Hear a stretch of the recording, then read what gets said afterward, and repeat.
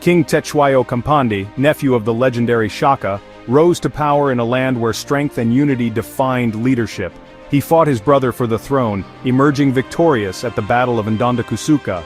Even before his official coronation in 1873, Cetshwayo had already rebuilt the Zulu army, restoring the discipline that made them feared.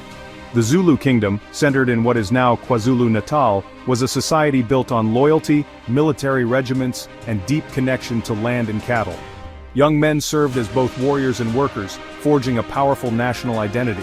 Cetshwayo sought peace with neighbors, including the British, attending a coronation ceremony organized by colonial officials. He promised justice and peace but refused to surrender his authority or the independence of his people. The king's resolve to protect Zulu sovereignty would soon bring him into direct conflict with the expanding British Empire. Cetshwayo's leadership and vision set the stage for a dramatic clash between two worlds. His determination to defend his people would define his reign and change history.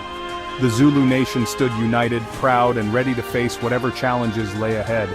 The shadow of empire was growing and the fate of Zulu land hung in the balance. The story of Cetshwayo is one of courage, unity, and the fight for freedom. In the late 1800s, the British Empire sought to dominate southern Africa, aiming to unite its colonies and subdue independent states. The powerful Zulu kingdom was seen as a major obstacle. Sir Henry Bartle Frere, the British High Commissioner, was determined to break Zulu power. He exaggerated border incidents and painted Cetshwayo as a threat, building a case for war. A minor dispute involving a Zulu chief's sons became the pretext Frere needed. In December 1878, the British delivered an ultimatum: disband the Zulu army and accept British oversight. The demands were impossible. Acceptance meant the end of Zulu independence. Cetshwayo, shocked and cornered, refused to betray his people. War was now inevitable. The British Empire, confident in its might, prepared to invade Zululand. The Zulu kingdom, proud and resolute, braced for the coming storm. Two worlds, two visions, on a collision course. The countdown to war had begun. Cetshwayo, though reluctant, prepared his people for war. He gathered his generals at Ulundi, deciding to fight only in defense of Zululand. His warriors were ordered to avoid civilians and focus on the invading British. The king warned of British firepower, urging his men to use traditional tactics: encircle and overwhelm.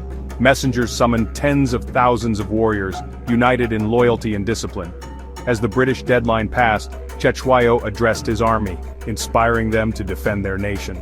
The Zulu regiments assembled, ready to face the might of the British Empire. The fate of Zululand would be decided on the battlefield. The king's hope that courage and unity could preserve his people's freedom. On January 22, 1879, the Zulu army confronted the main British force at Isandlwana. British commander Lord Chelmsford had split his troops, leaving the camp vulnerable. The Zulus, hidden in a valley, seized the moment when discovered by British scouts. With war cries and thunderous footsteps, 20,000 warriors surged forward in the classic horns of the buffalo formation. The British fired volley after volley, but the Zulus pressed on, enduring heavy losses. Ammunition ran low and the British line faltered. The battle turned to brutal hand-to-hand combat as the Zulus overwhelmed the camp. In just a few hours, the British force was annihilated, one of the Empire's greatest military disasters. The victory at Isandlwana stunned the world. The Zulu nation had achieved the unthinkable, defeating a modern European army. But the war was far from over. The British would return, determined to avenge their defeat. The struggle for Zululand had reached its turning point. Isandlwana was a triumph for Cetshwayo and the Zulu nation, but it brought a terrible price. The British, humiliated, sent a massive new army to crush Zululand. Despite brave resistance, the Zulus could not withstand the second invasion. Ulundi fell, Cetshwayo was captured and exiled, and the kingdom was shattered. Yet Cetshwayo's legacy endured, a wise king who fought for his people's freedom. He pleaded his case in England, but returned to a land torn by war. Cetshwayo died in exile, but his spirit lives on as a symbol of resistance. The story of the Zulu king reminds us that courage and unity can challenge even the mightiest empires. The Battle of Isandlwana remains a testament to the power of a nation's will. The legend of Cetshwayo endures, an inspiration for generations to come.